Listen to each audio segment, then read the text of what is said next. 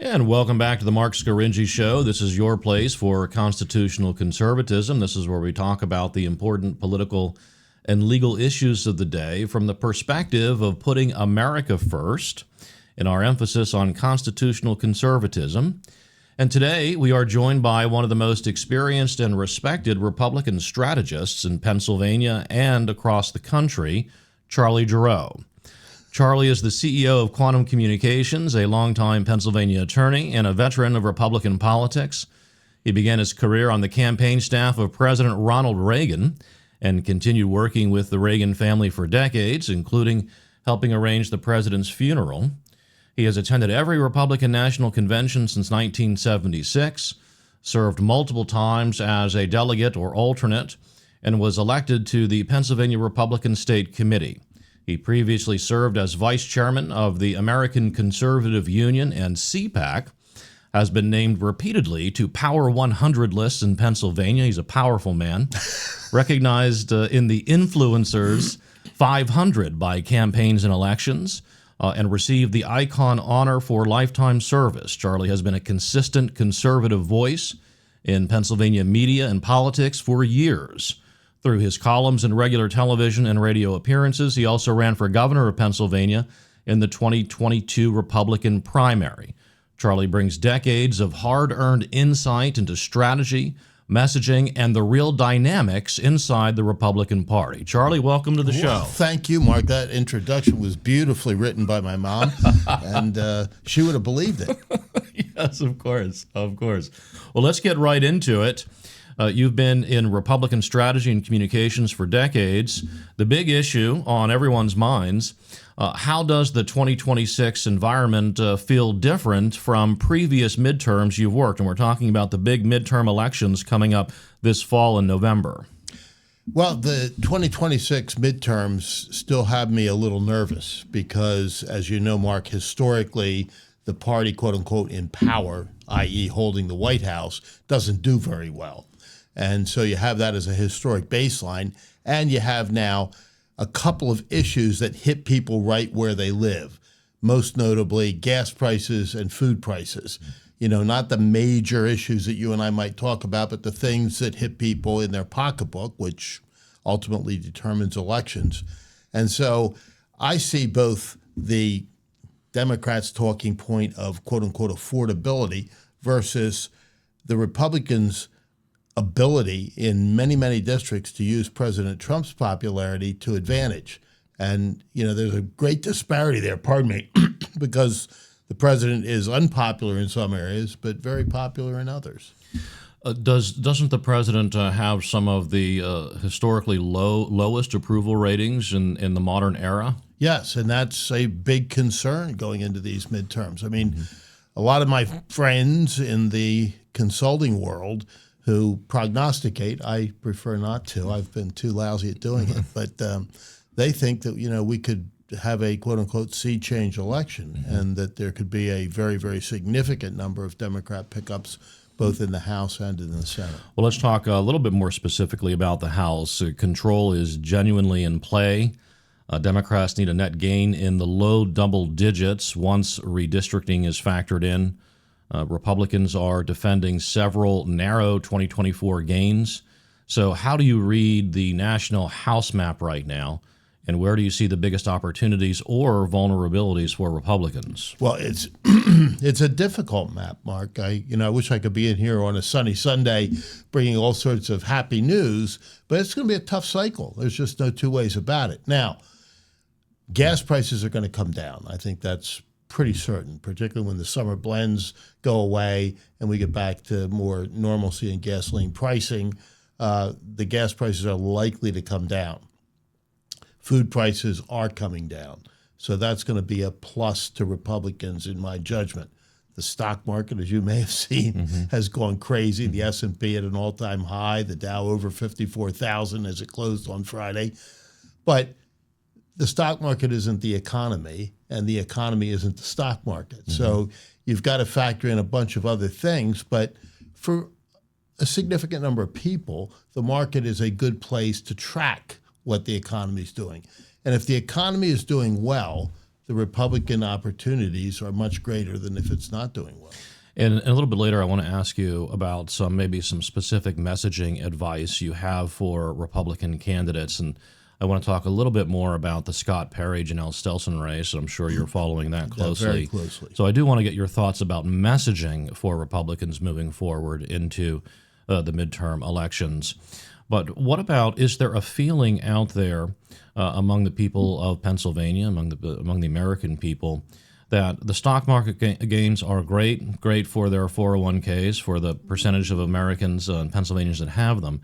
But do you think there is a sense, because I read these polls, that the economy is not doing well enough to help lift the Republican boat, so to speak, in the fall elections? Right now, right now, yes. And you read polls very well, my friend. Seriously, it's a tough situation. And as I said, as kind of my disclaimer, the market isn't the economy, and the economy isn't the market. Mm-hmm. It's a good tracking mechanism, but for a lot of people, the market could be soaring to new heights, and they wouldn't be feeling it. And I think for a lot of folks, that's where they are right now. The market's doing great, and it is affecting 401ks, and the number of people that are invested in the market is much higher than folks would like to believe. It's the majority of Americans are invested in the market. Mm-hmm. So that rising tide does lift a lot of boats. But when you're having difficulty sitting down at the kitchen table and figuring out the monthly budget, you say, well, the economy's not doing all that great for me. And ultimately, that's what people will determine is what's in it for me. And you were talking about the price of gas and the price of food, prices that Americans feel very, very well, very sharply. Sure. In their monthly or weekly budgeting, in their trips to the grocery store. That's an area that I think, in my humble opinion, the Republican strategists need to figure out a way to alleviate the concerns of so many Americans, and that things on these bread and butter issues are going to get better. No, you're absolutely right. I mean, it's where the rubber meets the road. Mm-hmm. And the reality of gasoline prices and food prices is that they're immediate and they're felt. Mm-hmm. You know, you've got to dole out cash to buy either of those commodities, and people feel it. Let's talk about the Senate. So Republicans start with a structural advantage. Democrats need, I think, a net +4. Can you think of a couple of key races that will decide control? And how much does the national economy, the Trump approval ratings, foreign policy, of course, the war in Iran, outweigh any candidate quality in those states? Well, let's talk about the M&Ms, mm-hmm. Maine and Michigan. Mm-hmm. In Maine, the Democrats thought that Susan Collins was low-hanging fruit, that they could pick her off relatively easily and start to eat away at the Republican majority in the Senate. They came up with this absolute kook in Graham Plattner, the guy with the Nazi mm-hmm. symbols on his chest. They ran him out, and they've gotten somebody worse. So Troy Jackson against Susan Collins right now looks like a pretty healthy advantage to Susan Collins. Now, the one thing, and I don't know where you are on this issue, but I've been an advocate of term limits for a mm-hmm. long time. The one thing that I think Susan Collins is going to have to deal with is the notion that she's had her turn at bat, or that she's been there too long. That's the one thing that will militate against her, because she's running against a flat-out leftist. Mm-hmm. And this is going to become part of the narrative this year too, Mark. The not even drift, but the run of much of the Democrat Party into the radical, loony left is going to be, I think, something that folks are going to consider and reject in the ultimate sense. Might be okay to win primaries. You saw that in Michigan, although by a hair rather than the wide berth that it was supposed to be. And the other M, of course, is the Michigan situation, where Muhammad Abdul El Said won his primary, but by 1 point, mm-hmm. whereas he had a 18 or 19-point lead in the polls a few days before, running there to try to hold a Democrat seat. I just don't think that across the board, voters in Michigan are going to go for AOC and Bernie Sanders and this kook piker who's running around with El Said at stop after stop, spewing out his anti-Jewish screed. Let me ask you. You started with Maine, and Democrats perceiving Susan Collins, incumbent United States Senator, Republican United States Senator there for a long time, as low-hanging fruit. It seems like every 6 years they make the mistake of perceiving Senator Collins as low-hanging fruit. She always seems to win re-election. It's been the Democrats' fool's gold, and she is determined. She gets out and goes to every single county every single year, is very good with people, touches base constantly, and for better or for worse, brings home the bacon. And part of her campaign is, look at the billions of dollars because of my seniority I brought back to Maine. And for a lot of Mainers, that's important. And she cuts against Trump and has cut against President Trump on some key issues, but that doesn't seem to hurt her with the electoral base in Maine. Is the electoral base in Maine a little bit more to the center? I'm talking about on the Republican side. Well, I think on the Republican side, the reality of having to hold that seat trumps bad pun, everything. The president is popular among the Republican base, not so popular among the broad electorate. And she's had to run, obviously, appealing to the broad electorate, and has had to distance herself from President Trump relatively consistently. So even strong Trump supporters in Maine will likely hold their nose and vote to reelect Susan Collins. Yes. Yeah. You touched upon the Democratic Socialists of America, the DSA. I was wondering, I was thinking about this recently, because I think that the president's poll numbers are the lowest they've been in a long time, maybe the lowest historically, maybe since Nixon's resignation period. President Nixon's resignation period. And a lot of, or a part of the MAGA base seems to be somewhat depressed by what has gone on with the Epstein files and the president's decision to attack Iran. And I was thinking more recently, this whole phenomena with the Democratic Socialists kind of having a real growth in the Democratic Party from the left. And if Republicans, and here I'm going to ask to put your strategist and messaging hat on, can kind of forget about the war in Iran, not talk about that as much, and really zero in on what can happen to our country if the Democrats win the midterms with this surging influence among the leftist side of the Democratic Party with this democratic socialism. Is that what Republicans should be focusing on? I think they should. And I think they ought to put a bright spotlight on the Pikers, on the AOCs, even on old Bernie, and Mondami in New York, et cetera, et cetera, et cetera. These people are radicals. They are anti-American. If you look at the pronouncements that they've made, I mean, this El Said says, we don't want capitalism anymore, It ought to frighten people, because the reality is they would lead us in a direction that would ruin this country and would, basically tear it apart. And to my Democrat friends, an awful lot of the historic, mainstream Democrats are saying these people aren't Democrats. They're not Democrat socialists. They're socialists. They ought to have their own party, call it the Socialist Party. There once was one, as you know, and run under that label. But trying to put a foot in both buckets of the Democrat Party and the Socialist Party doesn't work for folks that would have been very, very happy and proud to vote for John F. Kennedy, for example. Mm-hmm. You got to wonder whether he'd even fit into the Democrat Party. Right, yeah. I was thinking the Republican Party kind of went through this with the advent of then-candidate Donald J. Trump in 2015 and 2016, in his electoral success in 2016.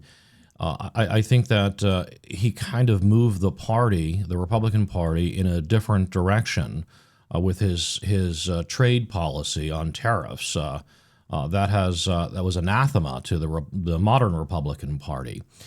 His very strong denunciation of open borders and unlimited illegal immigration, and then his very different, old-fashioned take, going back to The old Republican Party, Senator Robert Smith from Ohio, Mr. Republican, in this non-interventionist foreign policy on those three issues, trade, immigration, and foreign policy. Candidate Trump took the Republican Party in a very different direction, somewhat back to its roots. And we have a very different Republican Party today as a result of that. Is it possible that this democratic socialist movement in the Democratic Party could do something similar to the National Democratic Party? Well, they're sure as heck trying. It's Robert Taft, by the way. What did I say? Robert Smith. Robert Taft, yes. I don't want to correct the host, but I get. But your point is very, very well made. And the thing that I like the most, I think, about what President Trump has done with the Republican Party is he's gotten it out of the country clubs and the Brie and Chablis set and gotten it into union halls and out onto Main Street and among a much broader population of working class people. We've seen that here in our state, Mark, in Pennsylvania, with the flip in Western Pennsylvania, where you hail from, that's so dramatic. And meanwhile, the shift in the suburban Philadelphia rim, where it used to be as rock-ribbed Republican as you could get, and now is a Democrat stronghold. So you see an awful lot of shift, and I think that the Democrat Socialists of America are trying their best to drag the Democrat Party as a whole in that direction. I think you're going to see increased resistance to that from the Democrats who are much more common sense Democrats. You're seeing it from John Fetterman here in Pennsylvania already. And I think you're going to see it from others who are just saying we cannot go that direction or at least that far. It would be a pretty polarized country, even more polarized than it is now, if the Republican Party continues with the kind of the MAGA movement as the core, and the Democratic Party with the DSA movement kind of as the core. It'd be very, very different political structure than we have experienced in the past many, many decades. Yeah, I mean, that's about as wide a chasm as you can get. And I think back to 1963, before John F. Kennedy was so tragically taken from us, he and Barry Goldwater had talked about having a campaign where they would go around the country together and discuss the issues together. And, you think about what that would have done for America. Yes, they had their differences, but they both loved this country. They both had the ultimate goal being the same. They had different directions as to how to get there. The Democrats in those days wanted a much wider social safety net than Republicans, but there was no question on foreign policy. There was no question on communism and international communism. There really wasn't that big of a question on John F. Kennedy's famous tax cuts. We're in a very different world, though, today. Very. Let me ask you, let's switch to the gubernatorial races across the country. Several Democratic-held seats are up in states that Trump carried in 2024. Which governor's races outside of Pennsylvania, because I want to spend a little more time and a little more detail with you on the Pennsylvania gubernatorial race in a few moments. Which governor's races outside of Pennsylvania are you watching as kind of indicators of the broader mood among the electorate? Well, as you know, most states elect their governors in the quote-unquote midterms. 34 states elect governors for 4 years, and 2 states, Vermont and New Hampshire, elect governors for 2 years. You got 36 gubernatorial. Was there a Senator Robert Smith from New Hampshire? Yes, very good. That's what I'm thinking of. You came back there well. I had to Robert Smith give myself a little bit of comeback then, because when I worked down in the Senate for Santorum in 95, 96, I remember Senator Robert Smith from New Hampshire. Anyway, go ahead. A big pro-life, big pro-life guy, conservative. And a hulking man. Yes, big guy. Big guy. Anyway, back to these gubernatorial elections across the country. Are there a couple or a few that you're looking at to kind of get a sense of where the electorate is today? Well, I just came back from Maine, so I'm probably fixated on Maine. But in Maine, Bobby Charles, who I think is about as good as you can get as a Republican candidate in that state, had a really good shot at winning the governor's office there. Janet Mills had basically run the state into the ground during her tenure as governor, Democrat there. But now you've got a third-party candidate who threatens to upset the apple cart and give it back to the Democrats in another 4 years of Janet Mills type of government. But I think that in that race you see kind of the divide that you've talked about, Mark. Bobby Charles is pretty much a MAGA Republican. Hannah Pingree is pretty much a left-wing Democrat. And so you've got a very narrow division between them. Mm-hmm. And this third-party candidate, who used to be a Republican, could be the balance of power. Well, what's this guy's name? This third-party candidate, or what's?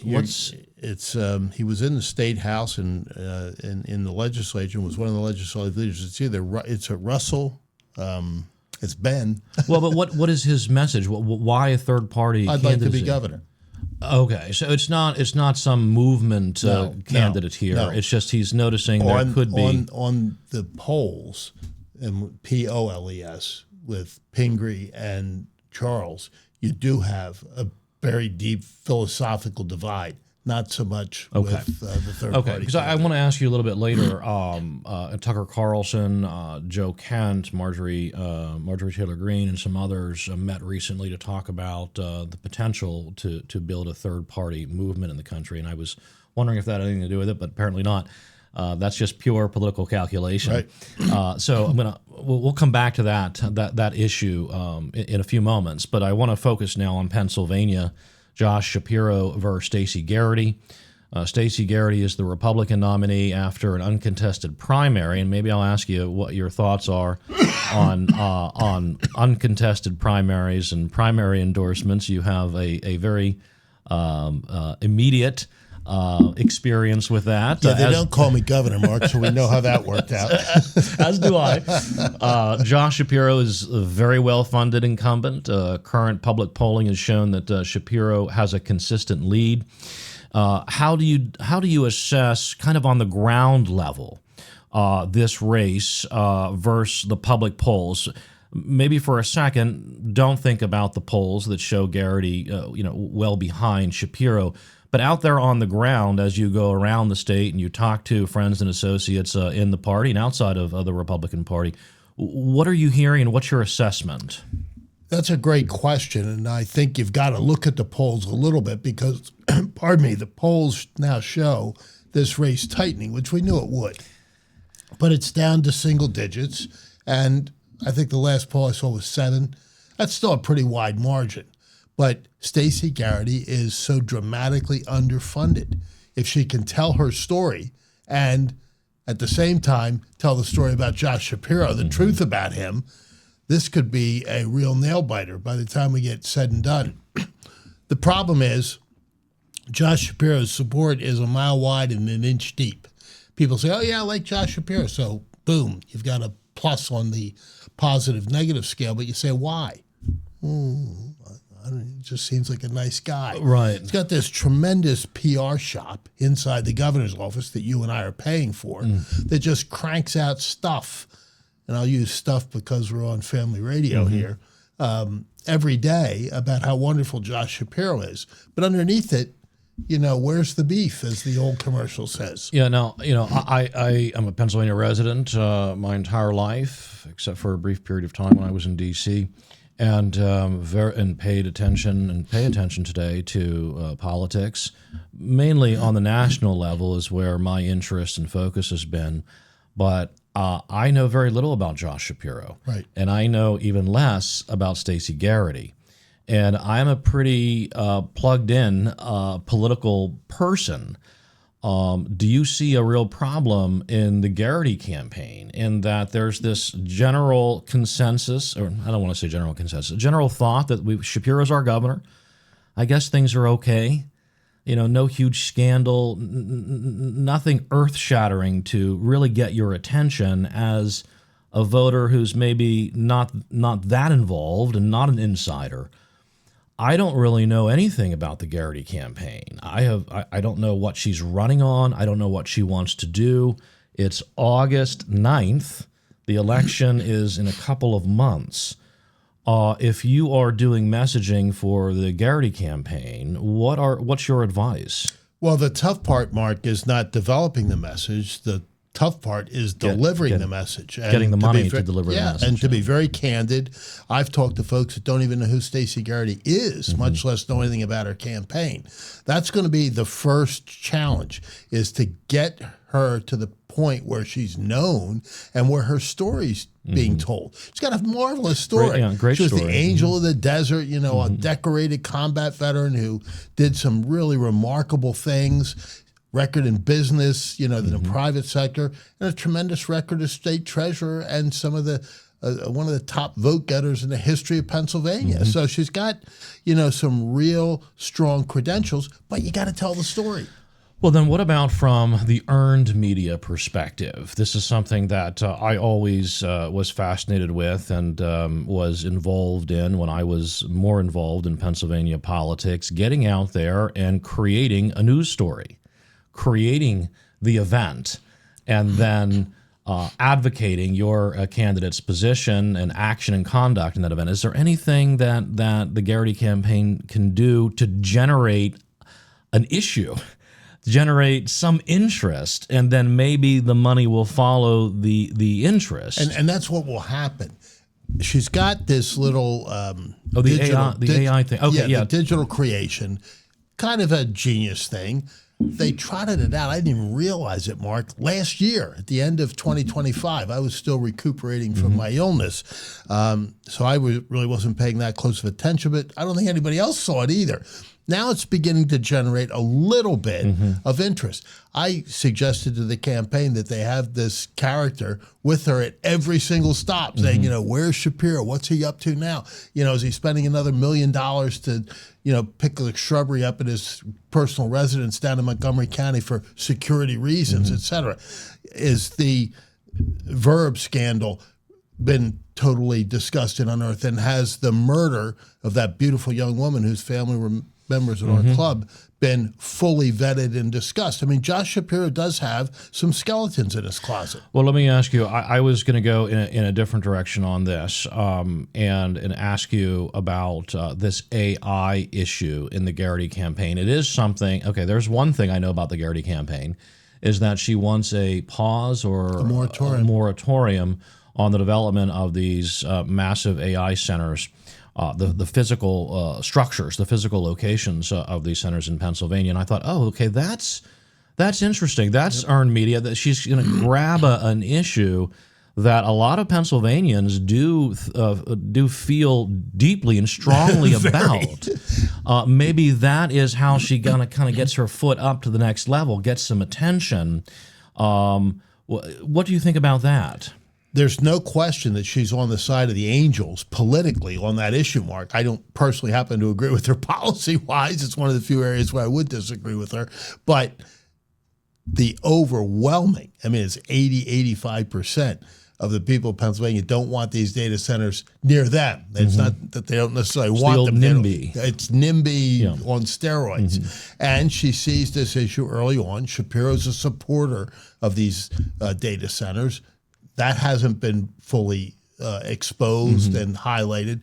If I were Stacey Garrity, I'd be going to every one of these public hearings that they have about data centers around the Commonwealth and saying, this is not the best path for Pennsylvania. Right. She's got to get some attention. And certainly I think she will get attention because so many people, this is what they're talking about. Yes. When you go to an event or a party or when you're around a group of people, it's these AI data centers. And I'm staggered at not only the level of opposition, but the intensity of opposition. People really are up in arms about this. Now, Shapiro has a strong name ID.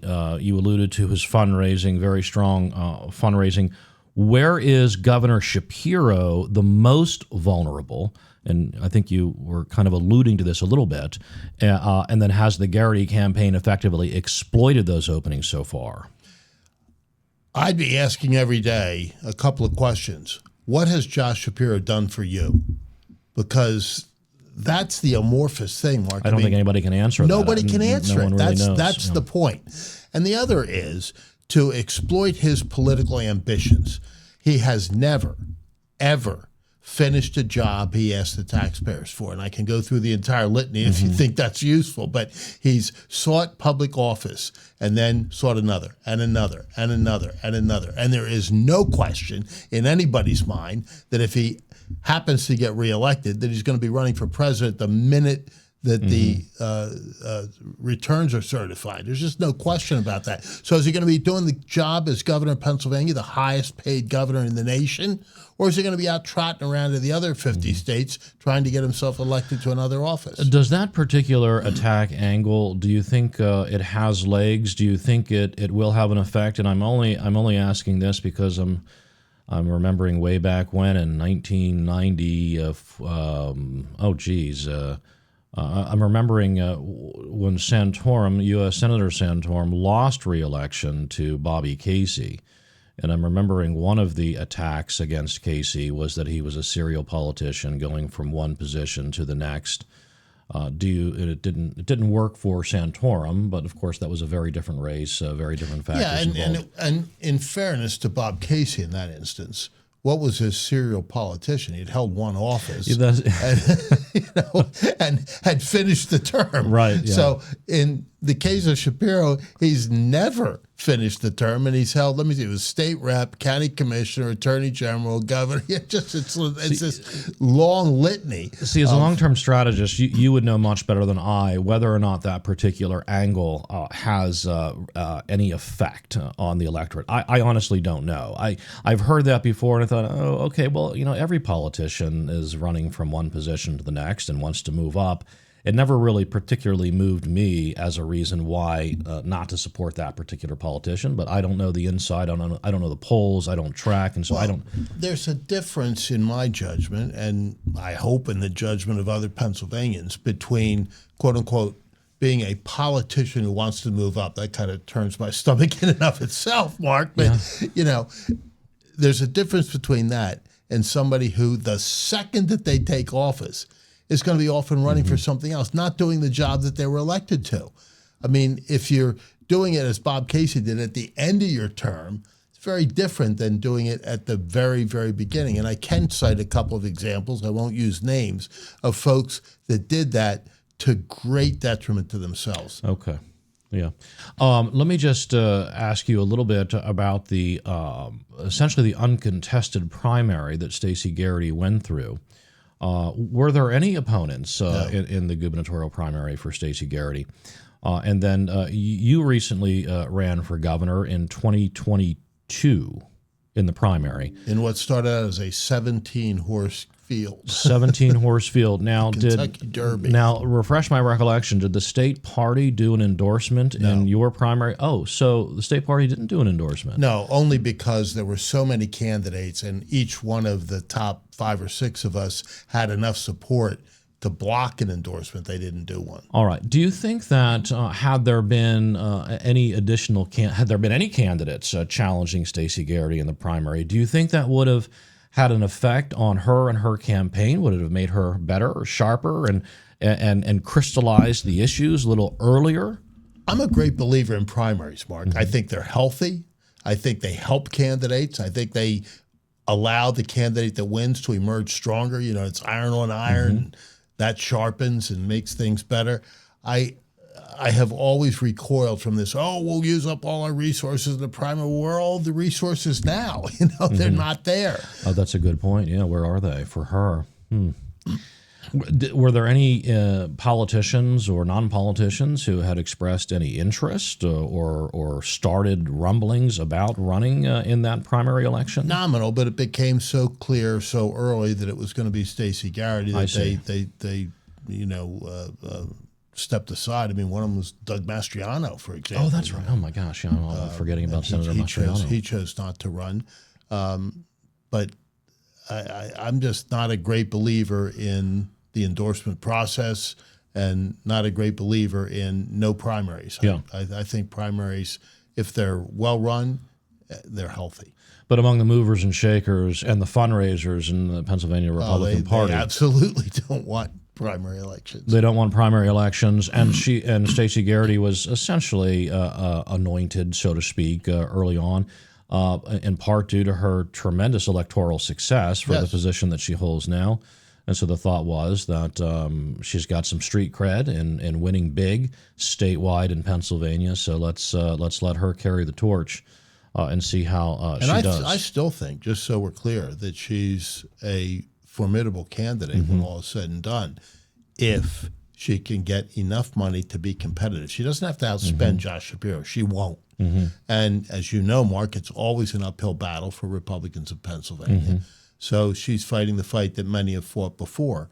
But this thing is going to continue to narrow. And if she hits on a couple of issues, and I think you may have identified the key one, she can make this a real horse race. Yeah, I'm having flashbacks, so we're going to bore our listeners here to Mike Fisher for governor in 2002. Would have been the best governor in the history of Pennsylvania. No question about that. But essentially the anointed candidate in the Republican primary. There was talk maybe Senator Piccola may have had some interest. I think Barbara Hafer may have had. Barbara Hafer had some interest early on, but that kind of went away, and then she kind of went away. She became a Democrat. But that's another story. It's a whole other story. But in part, and of course, I was his executive assistant at the time, and then I was his policy director on his campaign for a couple of months.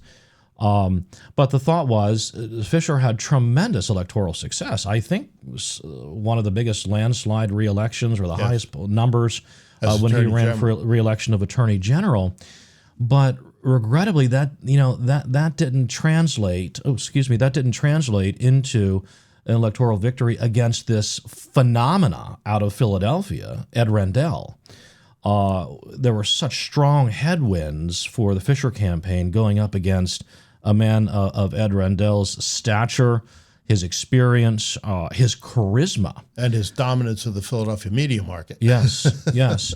So that didn't do too well for Fisher, even though he had such great electoral success in his reelection campaign. And I'm thinking Shapiro is not Rendell.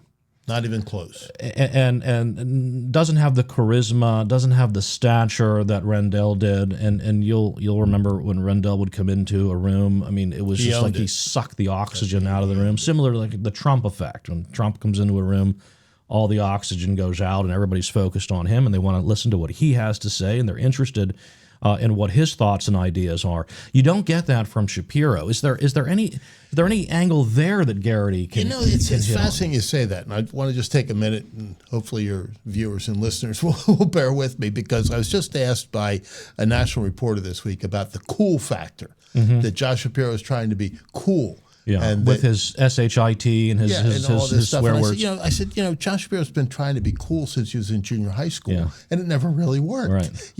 He fashions himself as LeBron James, but that didn't work. He has channeled Barack Obama. I mean, it's almost comical from time to time.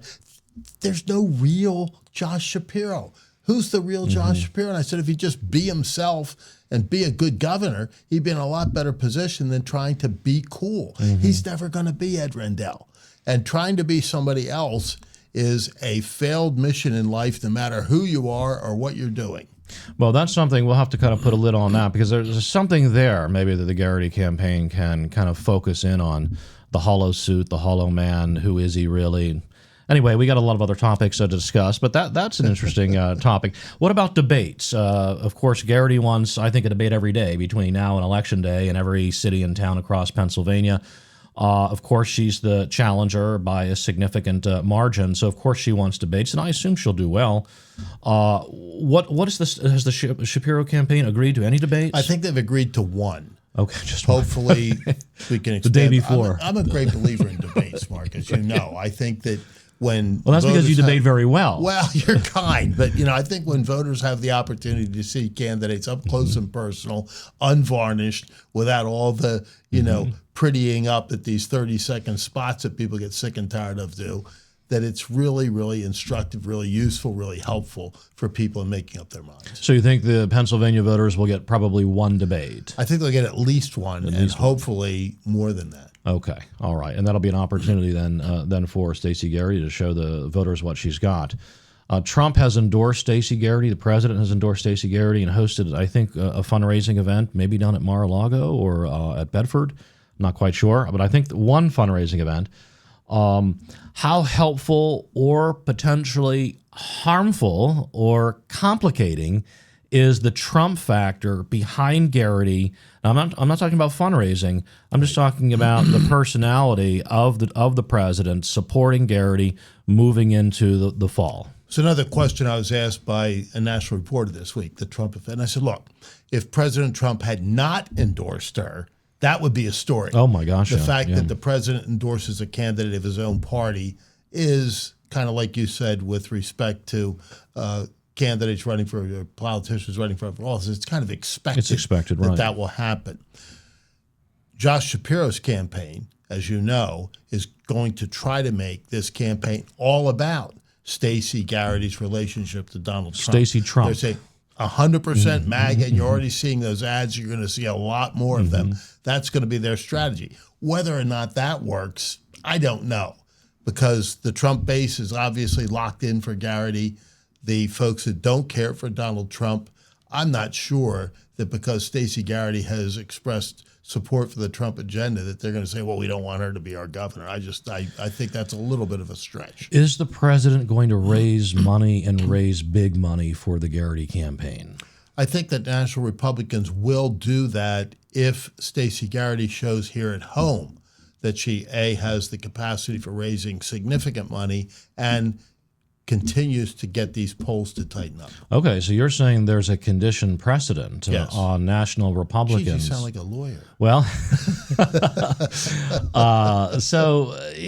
I guess that's the reality of politics. From the Garrity campaign, it's a little unfortunate that, but that's the truth, that she has to raise money on her own. Yep. And she's got to get these poll numbers to tighten. She's got to get some interest. She's got to get some people attracted to her and her message in order to then go to Washington or Mar-a-Lago and say, here's what I have built.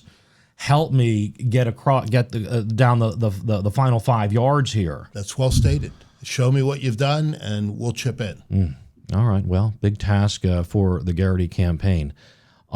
Let's look at independent and suburban voters, especially those in the Southeast, and increasingly now the suburbs of Harrisburg. You're very familiar with the Southeast Pennsylvania, Philadelphia suburbs, and their tremendous impact on Pennsylvania statewide elections. We've seen a trend recently, even in the mid-state, where you have Democrats gaining seats and gaining momentum in the suburbs of central Pennsylvania. Stacey Garrity, not from southeastern Pennsylvania. She's from up in God's country in the great northern tier. What is she going to do? How is she going to message her campaign to appeal to maybe more moderate voters, even more moderate Republican voters in southeastern Pennsylvania, because that's where all the votes are? That's where all the votes are. I think it's two things. One, her personal story. I think people are going to naturally be attracted to the angel of the desert, to someone who served her country with compassion and great empathy for others. That's the kind of thing that moves suburban women, for example.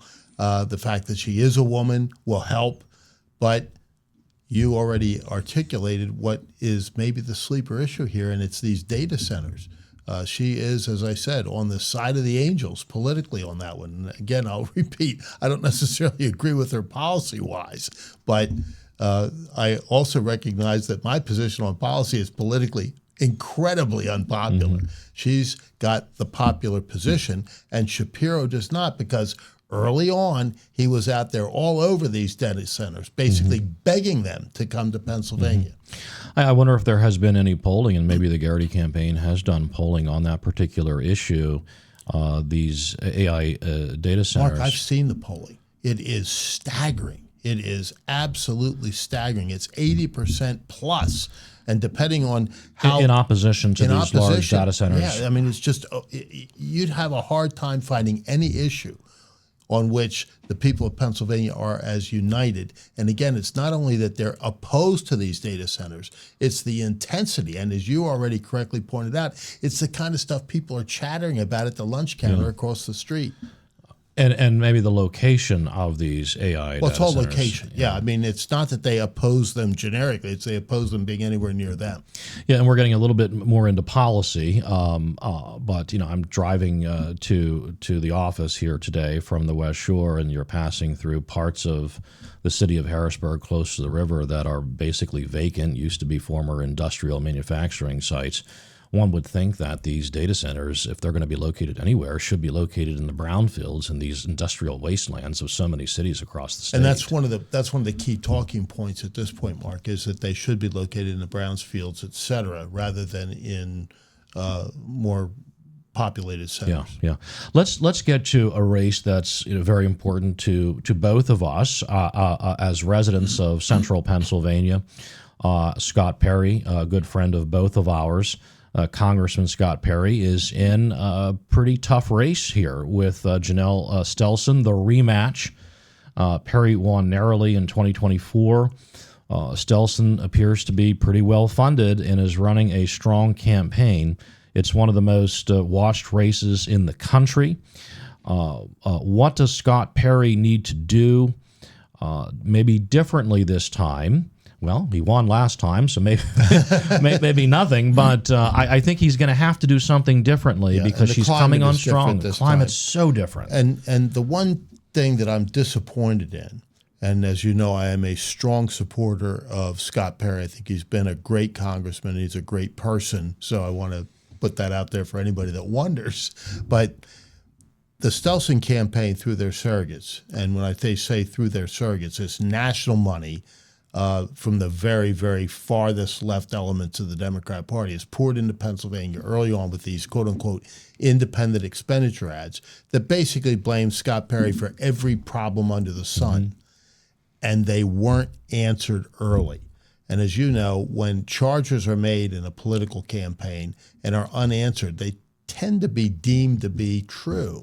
And so I think that hurt Scott early on. He's coming on now, as he always does, and he's very popular as a human being and as a congressman. Mm-hmm. I think he'll ultimately win. But that was a challenge that I don't think was best answered and most appropriately answered early on. And that had to be done through others too. I mean, Scott Perry doesn't have unlimited resources, meaning i.e. unlimited money. So he needed help from the outside to combat some of those lies that were told about him early on. If you remember, do you have a recollection of what the gap was in the vote? 5,000. 5,000. Okay. Was that 1% or less than 1%? Or it was 1.5%, 2%. Okay. All right. So very small margin of victory. Relatively small. 2 years ago. The situation politically in this country has changed dramatically. The war in Iran, do you think that is going to have any effect on independent voters, maybe swing voters in Congressman Perry's congressional district? Well, the fact that the generic Republican vote right now is suppressed a little bit is not going to help Scott Perry. No. He's going to have to pick up those on his own through retail politics. He's very good at that. And through messaging about him rather than the president or the Department of War or anything else. He's going to have to focus on what he's done, what he will do, and the qualities that he brings to this race, and juxtapose them to Janelle Stelson, who still doesn't live in this district. She's got a house or an apartment that she rents here, but she's, throughout the entire last campaign, didn't even live in the district, and you got to wonder what that's all about. To me, it just looks like a vanity campaign with tens of millions of dollars from outside the district coming in to promote her. She doesn't know the issues. She proved that in the debate with Scott Perry 2 years ago, and she hasn't learned them in the interim. I get very concerned reading these polls since February 28th, since the war in Iran, and so many independents, millennials, Generation Z, have kind of turned off the Republican Party because of that particular decision, and I am very concerned about the effect of that on Scott Perry's reelection bid. I do have another thought or question for you. Scott Perry, great guy, great candidate. His fundraising has not been stellar. Is that going to be a problem for him moving forward? Ultimately, I don't think so, because the money that's necessary for him to run a winning campaign will be there. I don't think there's any question about that, because Republicans know they cannot lose this seat. But as Scott Perry has pointed out himself, when he first ran for Congress, there was a challenged primary, a multi-candidate field primary, and a very competitive general election. I think he said the total spending was something like, I can't even recall what the number was, but it was infinitesimal compared to, I think it was $4 million total. Mm-hmm. And today you're talking about $25 to $30 million being spent against him. Mm-hmm. It's astronomical what this outside money is trying to do in the 10th congressional district. It's his reluctance and to fundraise. His reluctance to call up his friends and associates and beg them for money is something I love about him. That he's a real guy. He's in it for the right reasons. He certainly is. He's a policy, a movement guy. He wants to fix the country. He wants to make America great again. He's in it for all the right reasons. But you have to also call your friends and supporters, and you got to get money. Are you saying that the National Republican Congressional Campaign Committee, do you think the national fundraisers are going to be there for him? They have to be, Mark. Mm-hmm. I mean, it's even if he was calling every single friend every single day, he's not going to be able to raise the kind of money to combat all of this money that's coming in from the left coast and other places among the far left of the Democrat Party to support Janelle Stelson. Mm-hmm. I mean, she is the darling of the far left. Mm-hmm. All right, let's get into a slightly different topic here in the remaining minutes that we have with you.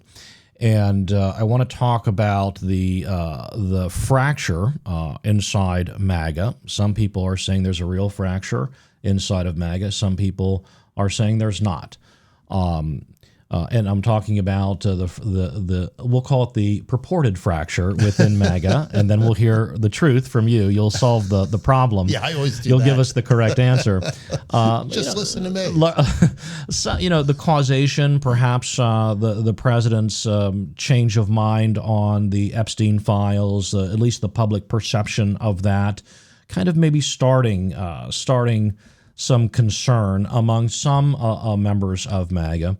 And then the launching of the war in Iran on February 28 of this year, maybe even a bigger concern within components of MAGA.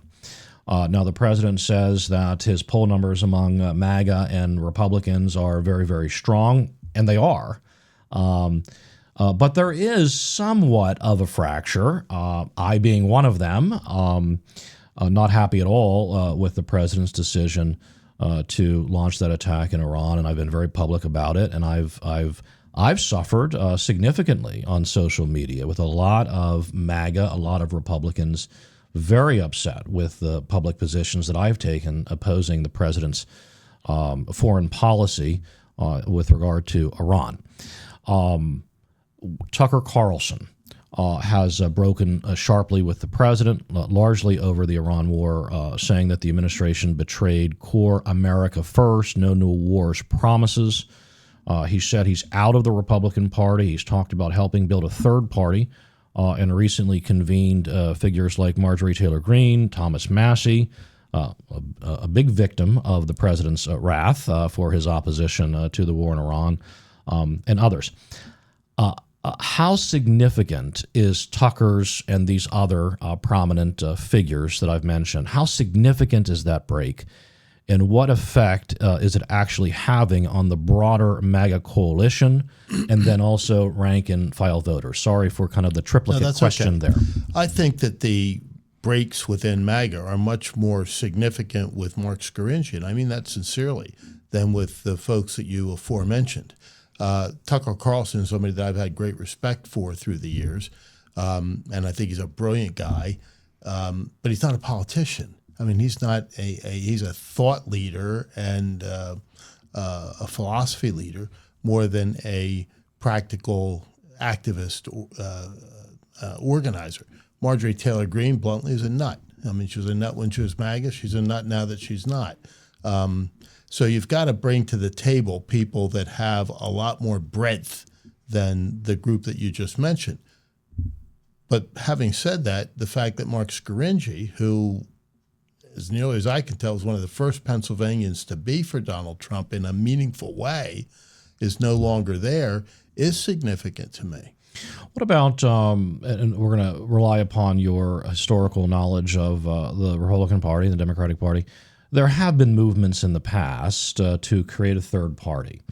And probably, I guess the most recent example would be H. Ross Perot with the Reform Party that came out of his loss in 1990. Well, he was on the Reform Party in 1992 and lost.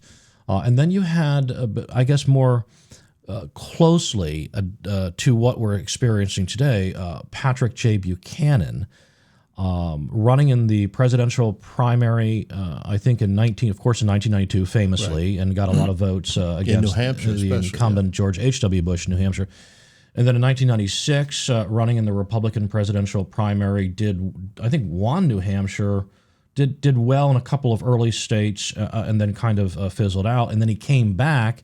Was it in 2000, yep, where he tried to get onto the Reform Party? And Buchanan talked famously about the Republican Party and the Democratic Party. Two parties.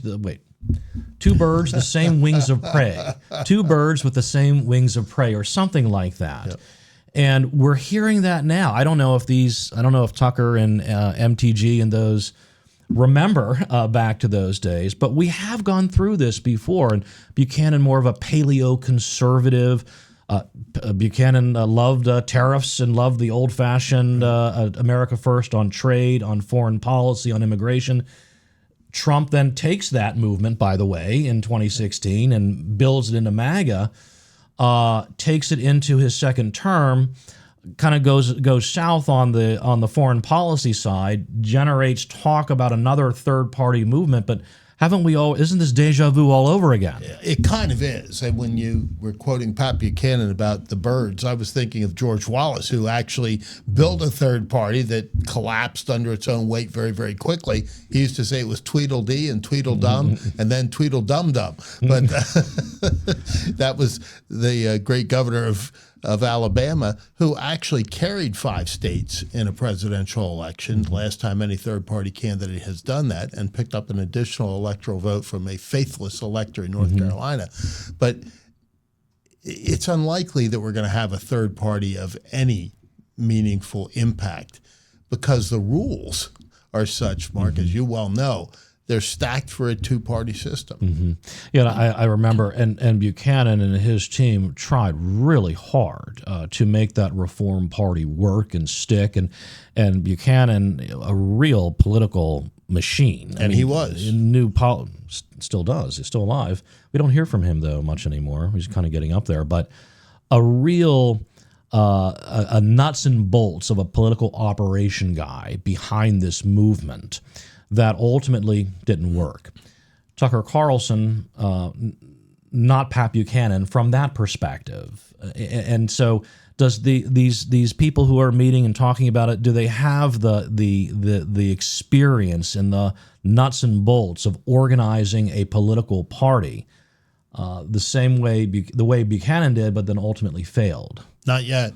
Yeah, we'll see. I mean, as I said, Tucker Carlson is a very bright guy and a thought leader, but I don't view him as a nuts and bolts. A guy who's going to build a party. Who's going to build a party. Yeah. It's one thing to have these different thoughts about what's right for the party and what's right for the country. It's a whole other thing to build a political party behind it. And let me add this. The way third parties have typically been built, Mark, is around a personality. And who's the personality to lead this third party? If it's Marjorie Taylor Greene, forget about it. And how do you go up against the biggest personality in American Talk about politics? Sucking air out of a room. Yeah, it's a very difficult thing. We can go all the way back to the Progressive and the Bull Moose Party and Teddy Roosevelt, who had that charisma, had that power of that personality. That movement didn't work out. I guess it's really hard to find. I guess you got to go all the way back to the founding of the Republican Party, kind of as a split off the Whig Party, but I think we're getting a little too deep. You're a good historian, though. I like that. A little too deep for that. So now, can you give us one last topic? And I know you've got to get to church. Yes, Charlie I do. Gerow is a very, very devout religious man, a great man of faith, not only a thought leader, but a faith leader here in Pennsylvania. And let's get right to the last topic that I have for you, the 2028 Republican presidential primary. Are you running for delegate? Vice President J.D. Vance or Secretary of State Marco Rubio? Who's it going to be?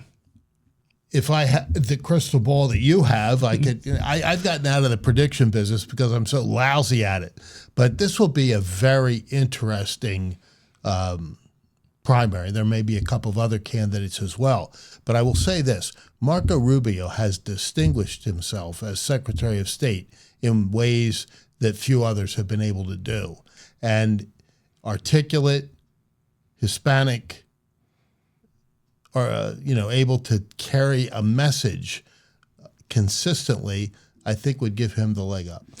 And Vice President J.D. Vance taking the lead on these discussions, the ceasefire discussions between the United States and Iran, has been muddied up a little bit because that has not gone well. And he's taken the brunt of attacks, challenges, critiques. He is being hit from our neoconservative members of the Republican Party, the Marc Levins and those. But the Secretary of State is almost immune from this. Yeah. Well, the Secretary of State's involved too. He's very involved. There's no question. But when you look at the public personas, when Marco Rubio has gone before Congress, he has just shone under the bright lights. Mm-hmm. J.D. Vance, not so much.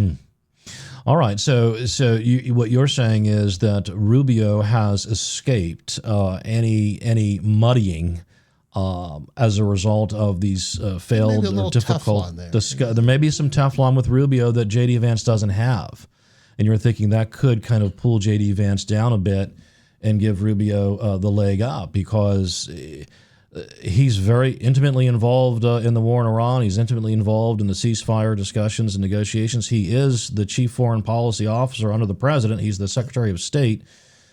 The polls say that the American people are very unhappy and dissatisfied with what has happened with regard to the war in Iran, but it's not tagging Rubio, and it's tagging and hurting J.D. Vance, at least in some of the polls that I've seen. Well, that's the point I was just trying to make. You always articulate it better than I.